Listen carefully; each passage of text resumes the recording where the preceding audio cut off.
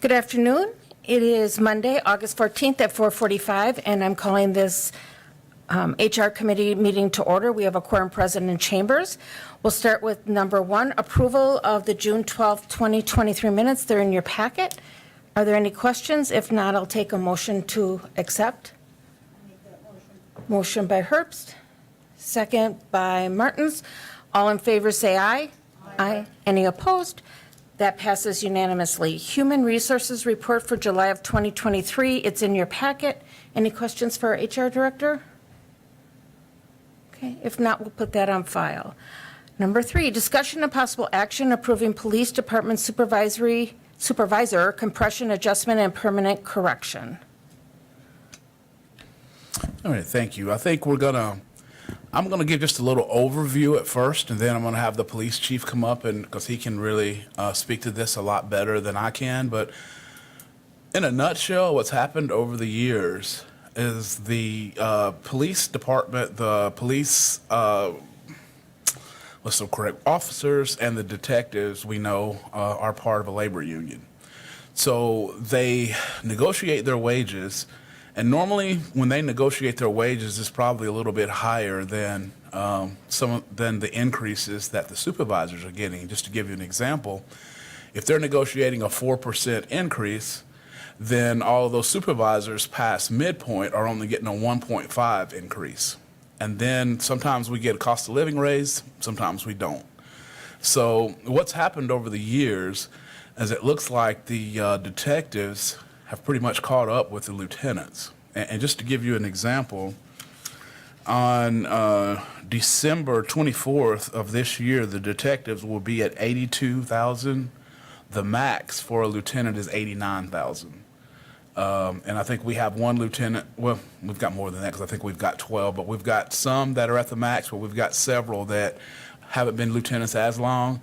So they're basically catching up to them. So when you fix the lieutenants, then you're going to have problems with the lieutenants and the captains, and then so forth, captain and the deputy chief. And so the chief put forth basically an idea that will alleviate this. And I actually sent this to I sent this to our compensation study people at Gallagher. They looked at it and they said it looked like a good idea to them also. But basically what that will do, the difference is that it's going to have that 5%, and 5% is pretty conservative when it comes to being over or supervising ones. But instead of just waiting 5 years until we have another salary, we're going to look at that at least every 2 years. And the reason I say every 2 years is because that's when they'll do labor relations. And we're going to have to really make sure that if the labor are getting a certain amount that they're negotiating, that we're having a good separation between supervisors and labor. So that's kind of the summary of the situation. But if Chief Bliven would like, he can speak to kind of the ins and outs of the plan.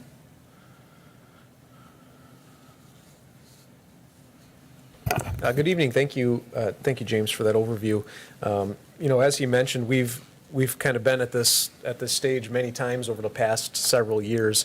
We've been here with compression 3 times since 2019, and we dealt with compression in 2016 as well between our detectives and our supervisors. And so, we've been trying to remedy that situation and come up with a plan that permanently addresses the compression that we continue to face in the city, especially as it relates to the police department. And I will say that I've talked with Chief Bartek at the fire department, and they have the same concerns and the same issues. And so he's watching closely to see how you feel and what you have to say about a compression resolution.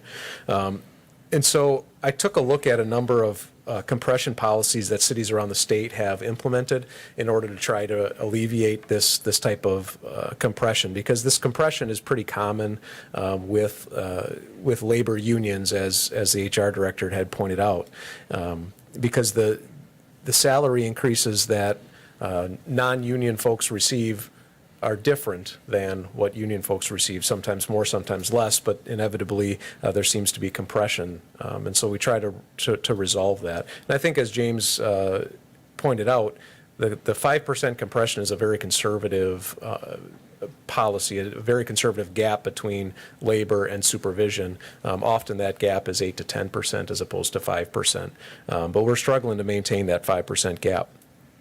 So that's a little bit of the background. The other thing that I looked at as I was working on this plan is the comparative pay of people in the Marathon County Sheriff's Office, the Everest Metro Police Department.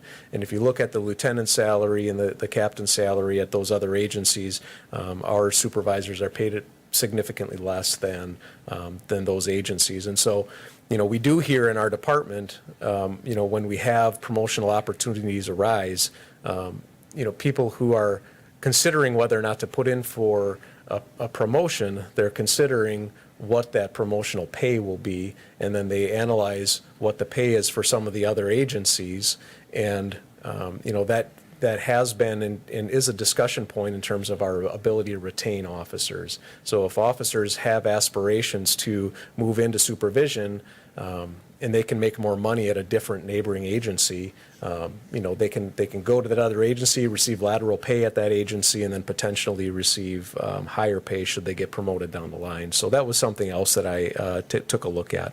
And so essentially the pay scale as I laid out there in page 2 of my memo has 9 steps for lieutenant and 7 steps for each one of the other positions, captain, deputy chief, and chief.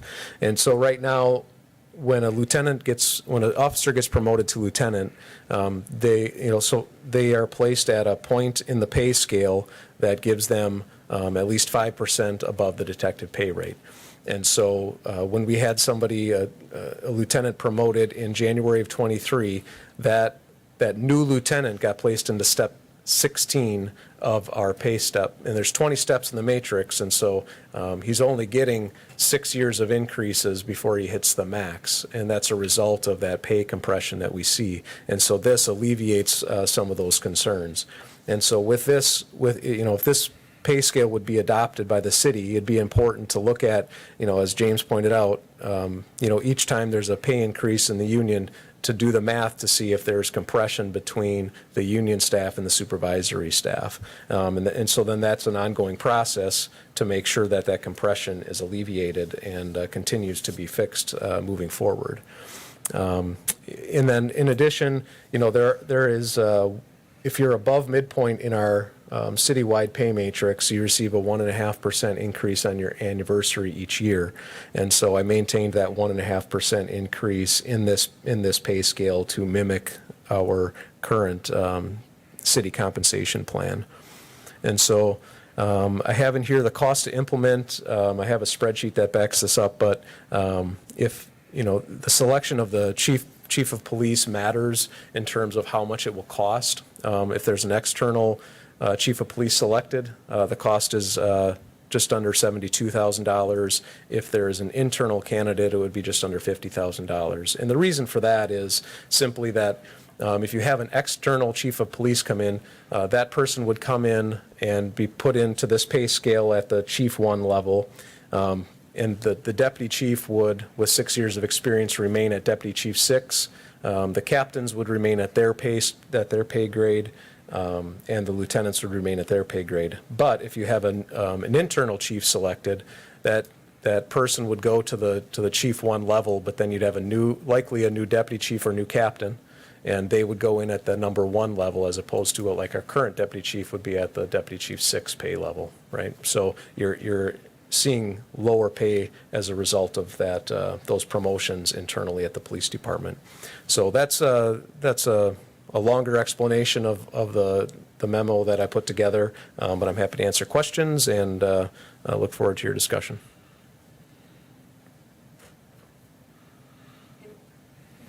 Any questions? Do you have one? Well, several questions. One is how this, the police department isn't the only one with unions where this compression may be. So with transit as also, so we should be, I don't know if we should be putting this one package together just for the police department, or indeed if we should be, to be fair, we should be looking also at the fire department as well as transit to make sure that if this is the policy of the city of Wausau, then we have to make, then I would want to look at all of them to make sure that it's fair across the board with regard to the unions. I get the idea of compression that can happen with regard when you have two different pay increases happening over a period of time. That's what I get that. But that would also be happening, I would think, with fire as well as with transit. And I don't want to sense that, well, we're going to do this for the police department and then let fire department make their, I think we should just overlook, I think it's our obligation to overlook all three and see what kind of a scenario gets put together. I'm not sure what the rest of the committee or how we feel, but if Gallagher said,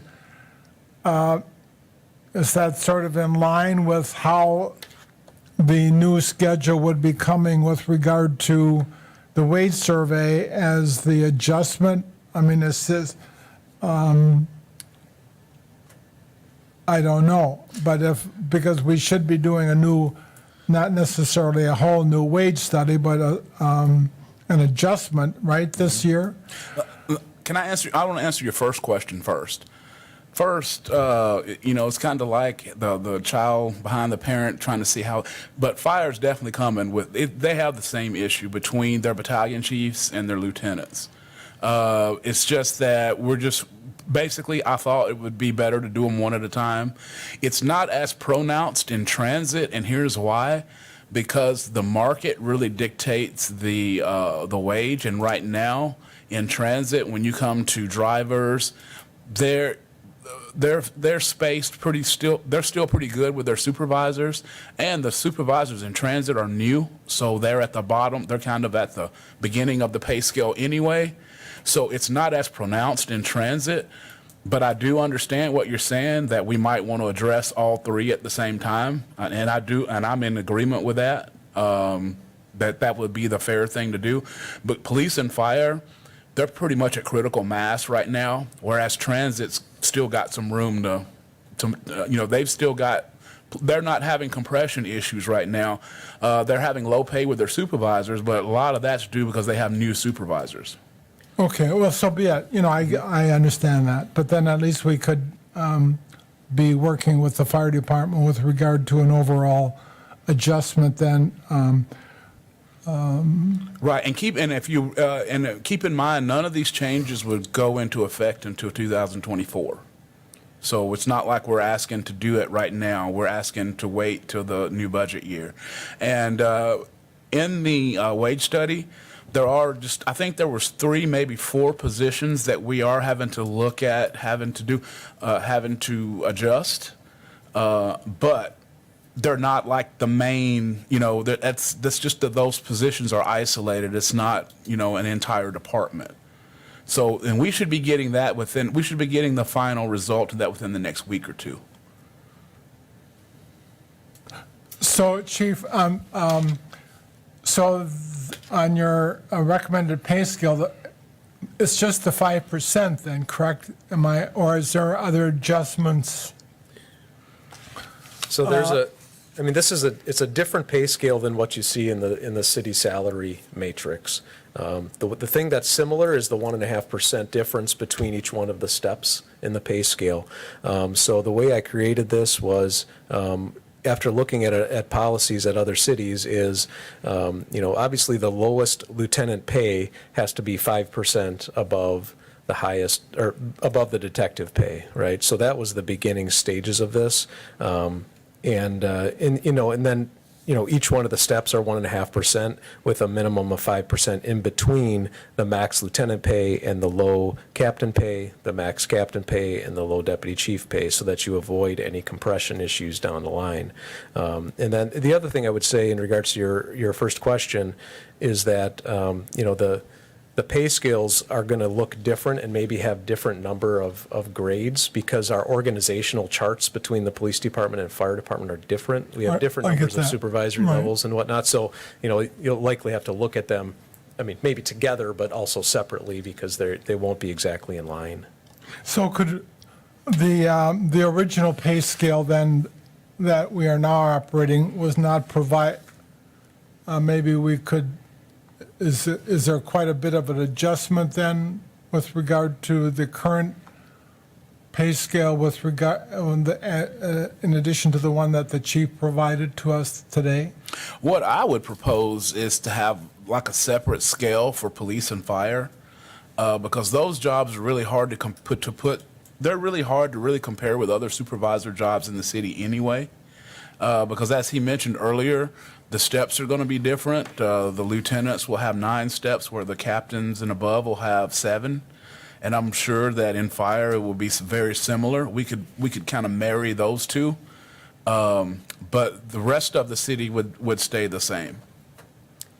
And I think if I'm understanding your question correctly, the first lieutenant level pay is 60 cents more per hour than what it is right now.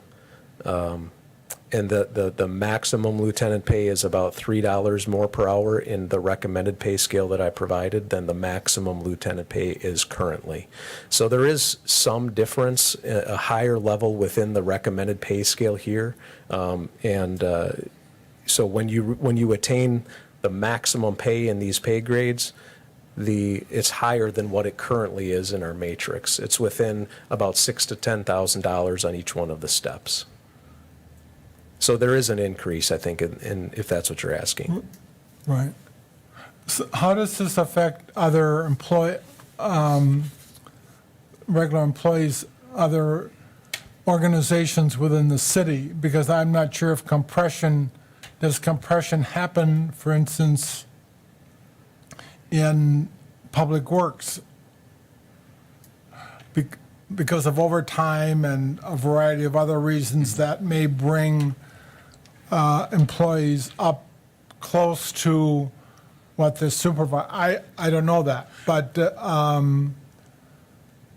is that happening perhaps in Public Works or other departments within the city?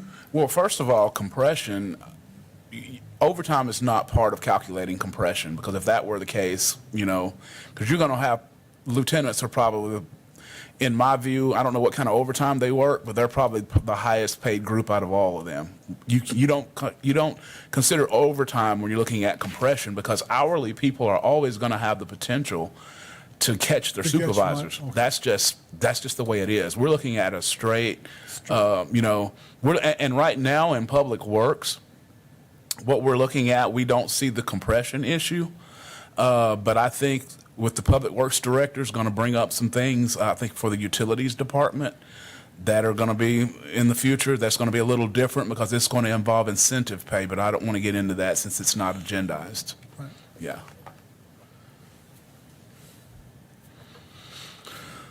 So what's your pleasure? I mean, would you rather have James bring this back for a one-time policy? I mean, that's what I'm just trying to get from your Gary, is that you're looking for like a one-time policy that encompasses whatever we can in the city regarding this issue?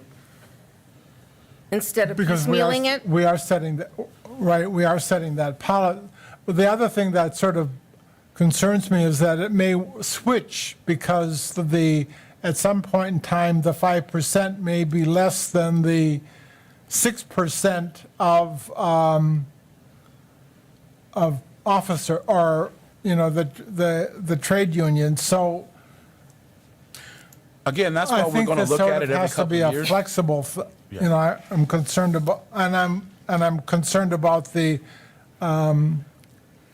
how this affects other employees within the city. If it does or if it doesn't, so be it. But because this is a major policy issue that I think we have to decide on, and I just wanted to make sure that it's fair across the board, as we go forth, especially with the fire department. And I agree with that, but really, this doesn't affect the non-union. It would just affect the union shops. And the reason why is because they can negotiate rates, that's higher than maybe what the city employees are getting. But again, that's why it's important to every 2 years, this needs to be looked at. We can't just file it away. Because if we do that, we're going to be back here in another 5 or 6 years because it'll catch up again. And as you mentioned, if maybe they don't get as big of increases, then, if they don't get as big of increases, then the supervisors won't get as big of increases. They're going to maintain that level.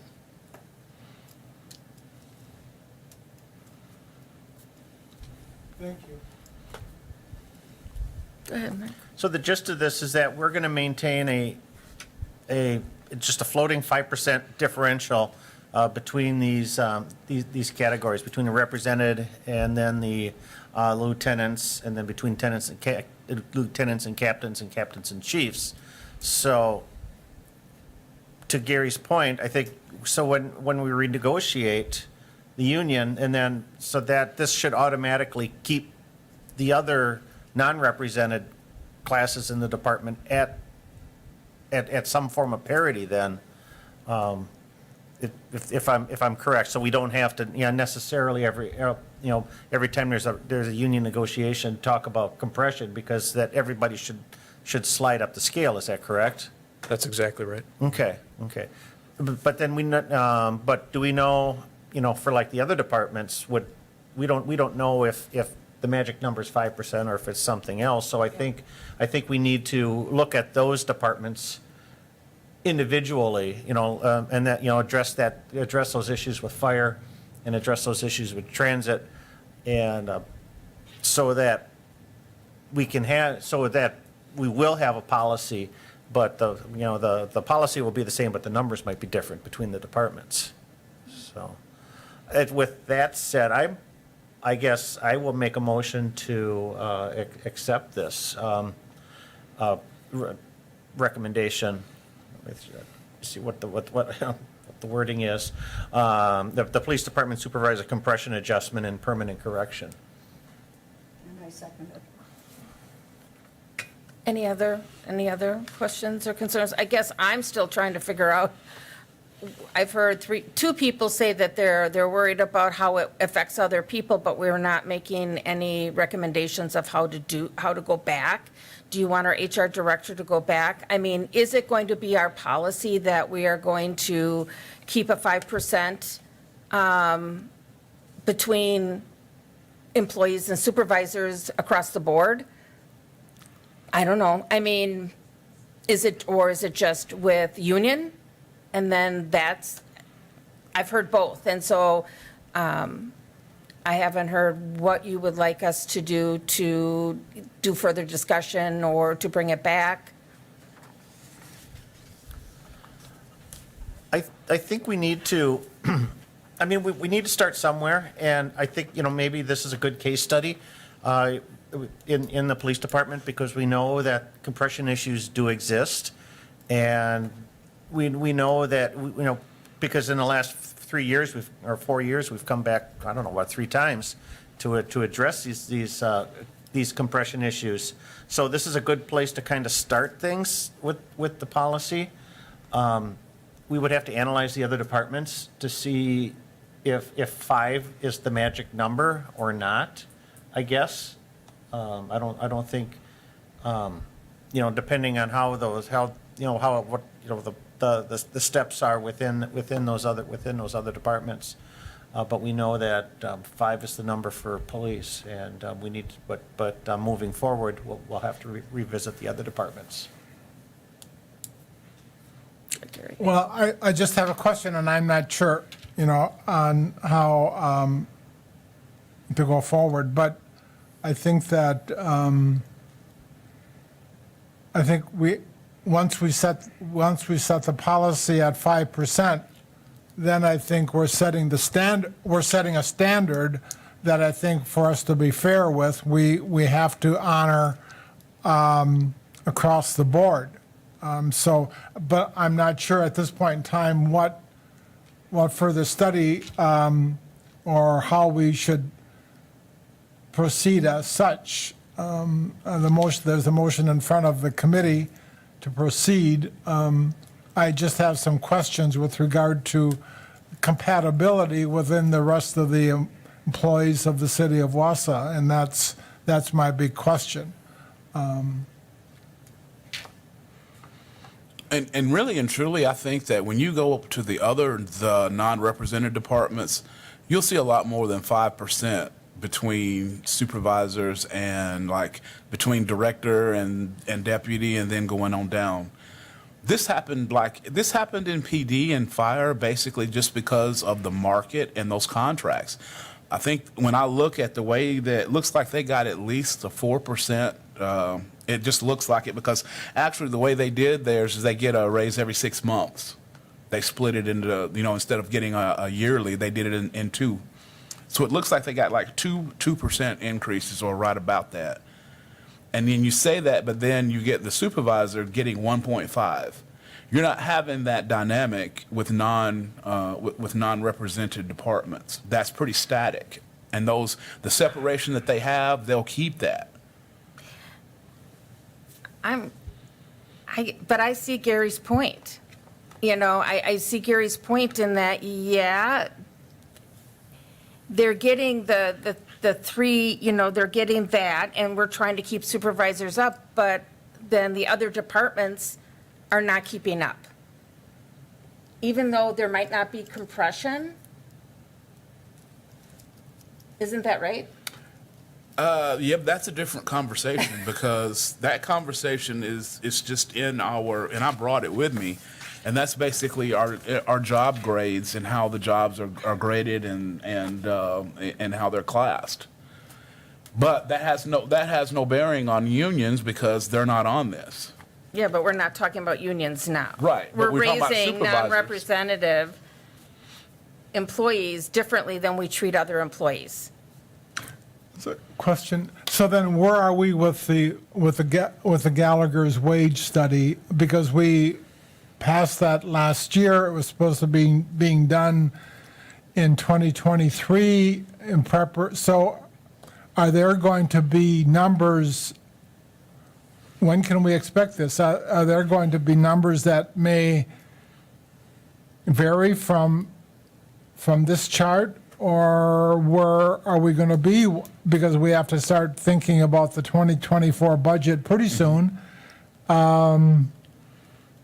So are we going to be ready with that study in preparation for 2024?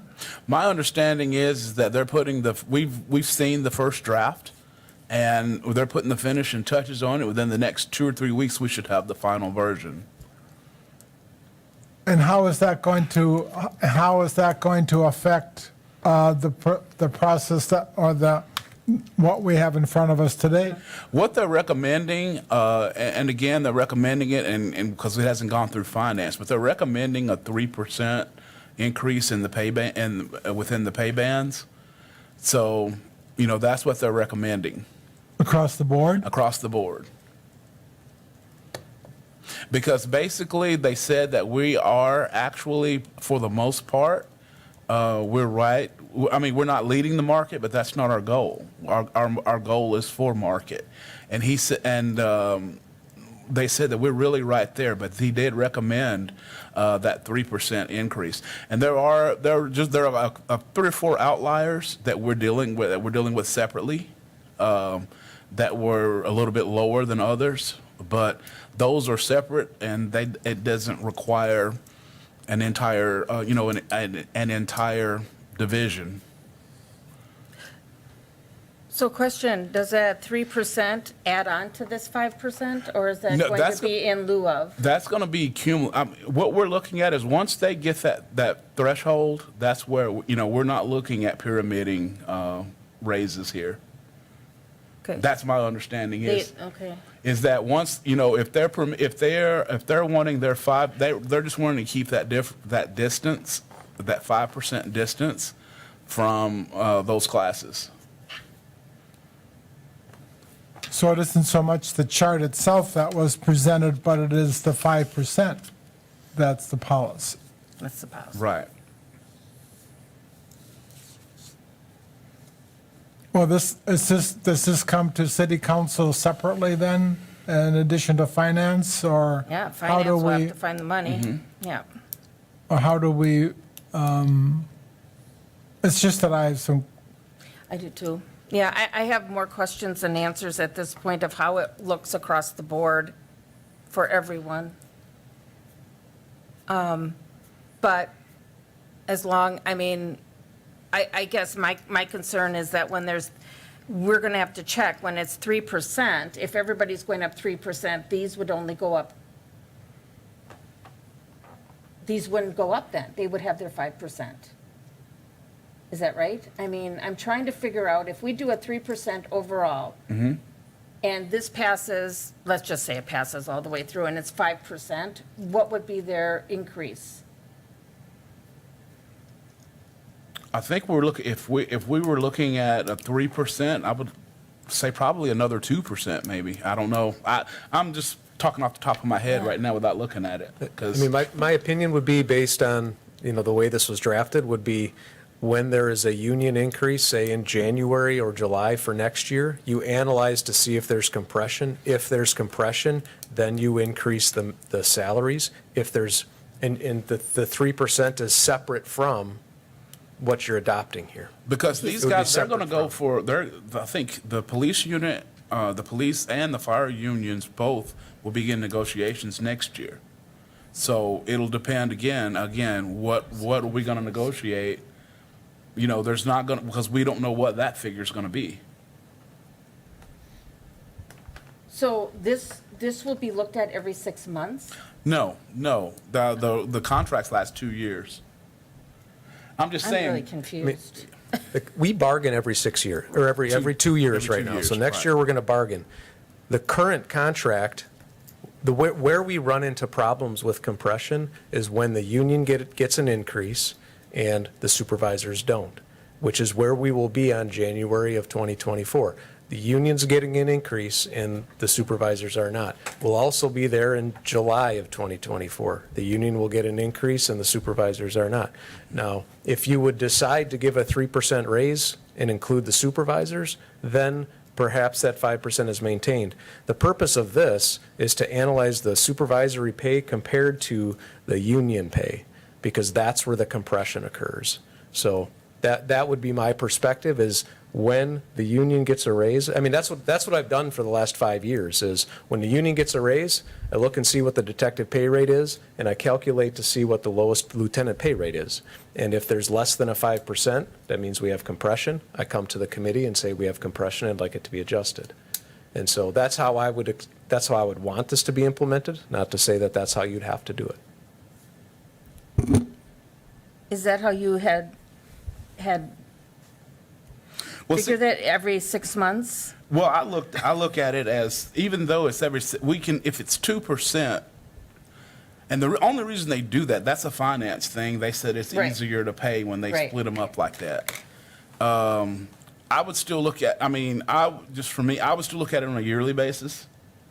But I mean, that's just me, because it's just easier that way. But again, like Chief said, when it comes, actually their raise is going to be on December 24th.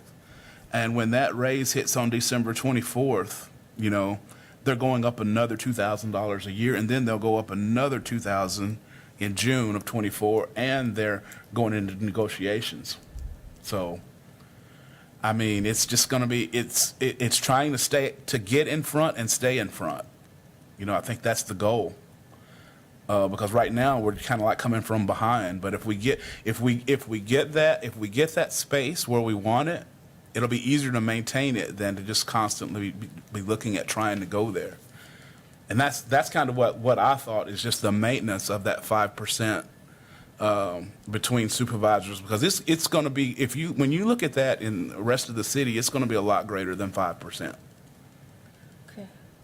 So can you just go over one more time about the 3%? That is going to be mixed into the 5% if we do a 3% across the board. Well, first of all, it's not even guaranteed. I mean, No. because finance could say we can't do that much. They could say we're going to implement half of it. And Right. so that it's hard to speak in hypotheticals like that because I don't know how. Because that's another thing. Finance could say, well, we say the 3%, but we're going to give you 1.5 and do just like they did here, 1.5, and then 6 months do the other 1.5. So I don't have enough information to give an answer on that. Go ahead, Michael. Yeah, I think we're confused with this 3% number. I think we're confusing the issue because that's not really our concern here with this item. Our concern is maintaining proper spacing between the pay classes when there's a union negotiation, and that's where we run into the compression. Is when the union renegotiates, they push up against the base for lieutenants and the other classes.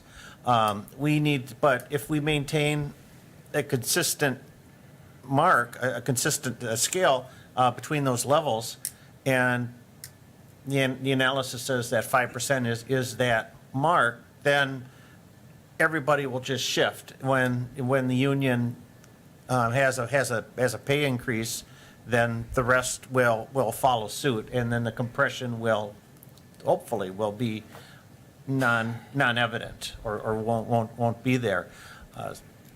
That's the way I understand it. So we can't, so the 3% number, we don't know what's going to happen, for raises for the next year yet until, we see the budget. So I don't think we can speak to that, how that's going to affect this, but we know that we need to maintain that 5% balance here, in the here and now. Well, I think that's part of the discussion is, what is our policy? We can say 5%. Does that mean we look yearly? Does that mean we look every 6 months? I've heard two different things. Or every time there's a raise in the union, for the union. What if there's a raise across the board? How does that affect? I guess that's maybe my data point is I don't understand how this policy is going to be enacted. It's not a one-time thing, and that's what we've done before, and I know that we're trying to do something permanent, and that's fine, but I just want to understand it more or get my hands around it, because if we're going to do 5%, then are we going to, I think the policy needs to be, are we going to look at it every time that they get a raise, be it 6 months, whatever, or are we going to just look at it yearly? I mean, I think those are some of the nuances I would like to, and I know that's nuances that finance is going to want to know. Pretty clear. I guess is the fear in this that it's going to be a runaway policy? I don't think it's I don't understand the policy. I mean, I get the 5%, but how does other factors factor in? Like, Okay. how, that's my thing, is that it's 5%. I also fear, believe me, because I hear from so many employees about fairness. I think Gary brought that up, making sure that all, the other people that aren't represented and, are treated, or feel at least they treated fairly. I kind of want to know how that is going to happen. But I think what we're looking at here is a long-term policy, and I just would love those little details of, we will look at it every time there's a raise, or we will look at it yearly to maintain that 5%. I think that's just easier for going forward. Go ahead, Gary. So for budget-wise, isn't the yearly thing, I don't know how financial office, the committee as well as the Office of Financial Affairs here would have to look at this and see how it can happen. I would think planning the 2024 budget and 2025 budget, you would want certain things stable in those, and projecting. So I think but that's just me. I'm willing to support it and vote for it, but I will be pushing for fire department, for further study next month. I would hope that we would be dealing with the fire department because I don't want this to linger. This should be ready for the 2024 budget. I get the idea of a 5%. I get that. There's other questions that may be resolved through the Finance Committee as well as input from the financial people here at City Hall. But for now, I guess I start, but this is just the beginning, really, of other departments and other equitable actions that this committee can take as we go forth in preparation for 2024. Thank you.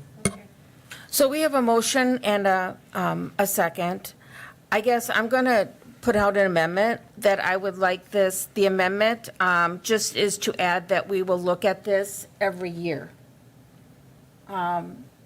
Instead of during the raises every year, going forward for compression.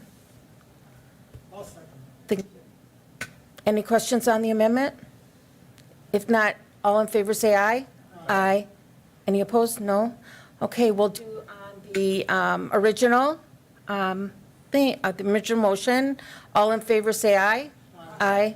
Any opposed? No. Okay, that passes. Thank you. Okay. I have to get back. Okay, would somebody want to read the closed session? This should be quick. You know it's going to be you. You know. Nobody else ever wants to read these. I make a motion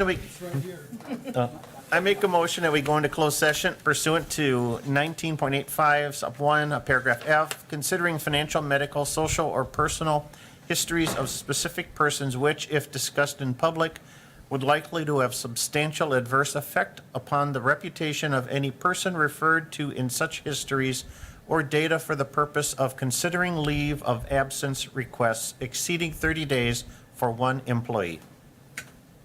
Okay, do I have a second? Second by Herbst. Roll call, Gisselman? Herbst? Aye. Martins? Aye. And I'm aye as well, and we will be coming back to open. Thank you.